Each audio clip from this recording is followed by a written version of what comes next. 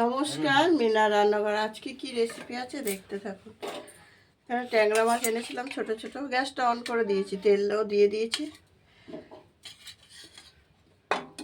সবগুলো একসাথে দিয়ে ভাজা হতে থাক। আর এখানে পেঁয়াজ কুলি কাটা আছে, একটা বেগুন নিয়েছি, আলু নিয়েছি দুটো ছোটো ছোটো, একটা টমেটো, 4টে কাঁচা লঙ্কা আছে। ট্যাংরা মাছ দিয়ে কালো জিরে দিয়ে একটা রেসিপি বানাবো। আছে জিরের গুঁড়ো, কাশ্মীরি লঙ্কার গুঁড়ো, ঝাল লঙ্কার গুঁড়ো আছে। মশলাটাকে বানিয়ে নেব। আর ট্যাংরা মাছ দিয়ে পেঁয়াজ কুলি দিয়ে খেতে ভালো লাগে, বেগুন দিয়ে আজকে বানাবো। ধনে পাতাও দেবো নামানোর আগে।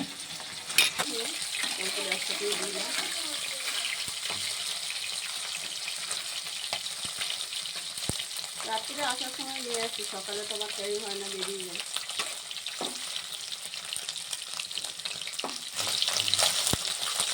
যাওয়ার সময় নিয়ে যায়, ডিউটির বাড়িতে রাখে কেটে কেটে।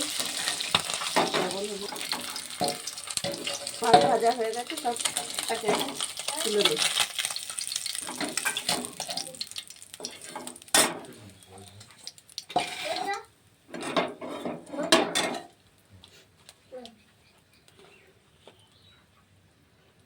তেল দিয়ে দিলাম।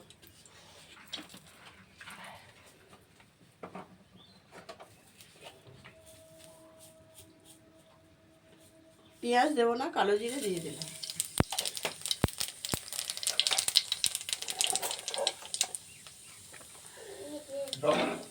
আলু দিয়ে দিলাম।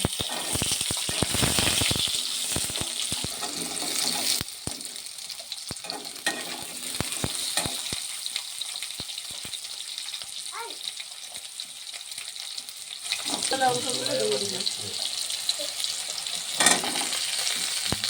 সব দিয়ে দেখি গেছে, আলুটা ভাজা হয়ে গেছে।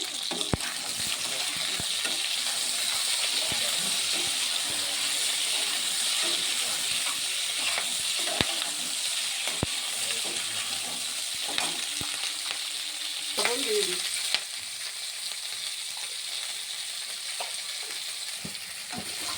একটু দিয়ে দিলাম। মশলাটা বানিয়ে রেখেছিলাম, দিয়ে দিচ্ছি।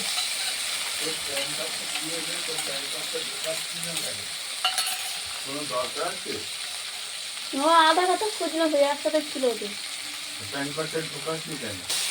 কষানো হয়ে গেছে, জল দিয়ে দিচ্ছি।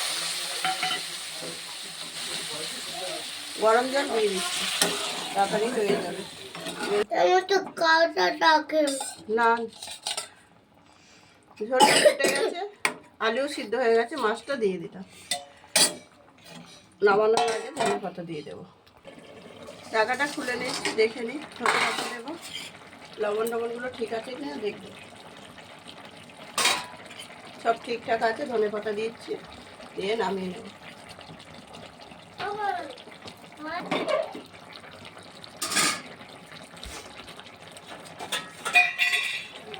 রান্নাটা হয়ে গেছে, গ্যাসটা বন্ধ করে দিলাম।